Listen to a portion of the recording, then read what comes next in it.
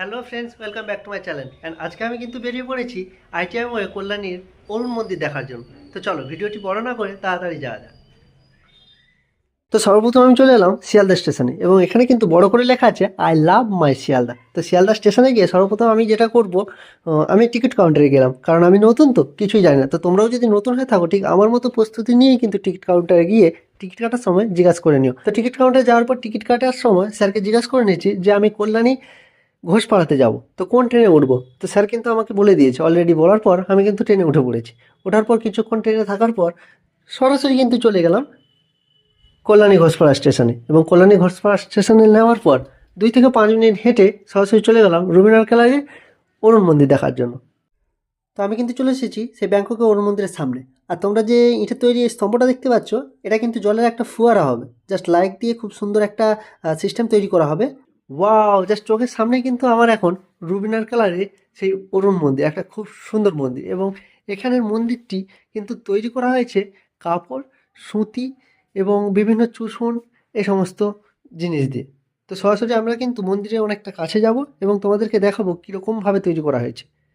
এখানে কিন্তু তোমরা দেখতেই পাচ্ছ জাস্ট যে সুতি আমরা মুক্ত বের করি, তো ওই সুতি এবং গেঁড়া, সুচুন, এই সমস্ত দিয়ে কিন্তু সম্পূর্ণ প্যান্ডেলটার উপর কাজ করা হয়েছে। তো ভেতরে আমরা চলে এসেছি অলরেডি। ভেতরে দেখো, তোমরা দেখতেই পাচ্ছ।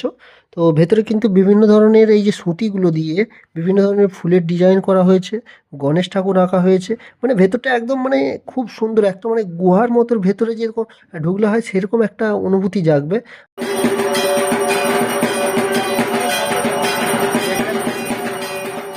আর সুতি দিয়ে বিভিন্ন ধরনের কিন্তু পাখি আঁকা হয়েছে, বিভিন্ন ডিজাইনের বুদ্ধদেব আঁকা হয়েছে, গণেশ ঠাকুর আঁকা হয়েছে।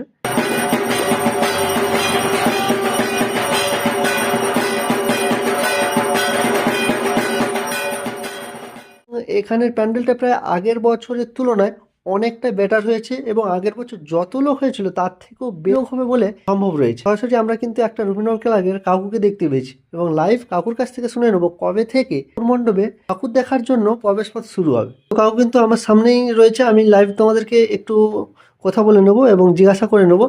আচ্ছা কাকু, এখানে তোমাদের এই যে প্যান্ডেলটা হয়েছে, তো এটার কবে থেকে প্রবেশপথ শুরু হবে? আমরা আশা করছি মহালয়ার মধ্যে আমরা কমপ্লিট করব, কারণ আমাদের উদ্বোধনটা সম্ভবত মহালয়া হতে পারে। এর জন্য আমরা মহালয়ার মধ্যে আমরা কাজটা তৈরি করব। তো কাকু কিন্তু নিজের মুখে বললো অলরেডি এটা কিন্তু মহালয়ার পর থেকে কিন্তু প্রবেশপথ শুরু হবে। তোমরা নিশ্চয়ই শুনে নিয়েছো। তো মহালয়ার পর থেকে কিন্তু অলরেডি প্রচণ্ড ভিড় পড়ে যাবে। তো তোমরা যত তাড়াতাড়ি পারবে এখানে এসে কিন্তু ঠাকুরটা দেখে চলে যেও, এবং প্যান্ডেলটার সৌন্দর্যটা উপভোগ করে যেও। তো কাকু, এই প্যান্ডেলের উচ্চতা প্রায় কত ফুট হবে? 175 ফুট চওড়া আছে, 150 ফুট এবং উচ্চতা আছে 100। তো কাকু, আর একটা ছোট্ট প্রশ্ন আমার মনের মধ্যে রয়ে গেল। আগের বছর প্রতিমাকে যে জুয়েলার দিয়ে সাজানো হয়েছিল, খুব সুন্দরভাবে প্রতিমাটাকে সাজানো হয়েছিল, তো এভাবে কি ঠিক এইরকমভাবে সাজানো হবে? আমাদের গত বছর সেনকো গোল্ড যেরকম প্রতিমায় সাজসজ্জা অলংকার সব সোনার ছিল, এবছরে সেনকো গোল্ড পুরো মায়ের মূর্তিটাকে অলংকার দিয়ে সাজাচ্ছে। থ্যাংক ইউ কাকুকে, থ্যাংক ইউ জানাই। তো আমাদেরকে সম্পূর্ণ লাইভ এভাবে বলার জন্য, কারণ আমরা জানতে পেরেছি। তো যারা যারা ভিডিওটা জানে না, তো তারা কিন্তু সরাসরি লাইভ কাস্ট ভাবে না পাঠাতে পারলেও ভিডিওটি একটা শেয়ার করে দিও, এবং তাদেরকেও জানতে দিও যে কবে থেকে প্রবেশপথ শুরু হবে। তো এই ভিডিওটা শেয়ার করো বেশি বেশি করে, এবং তারা কিন্তু জানবে। তো বন্ধুরা, ভিডিওটা এই পর্যন্তই শেষ হলো। All the best. যারা নতুন নতুন রয়েছে, ভিডিওটা like, comment, share and subscribe করে দিও, এবং নেক্সট ভিডিও খুব তাড়াতাড়ি নিয়ে আসছি তোমাদের জন্য। All the best.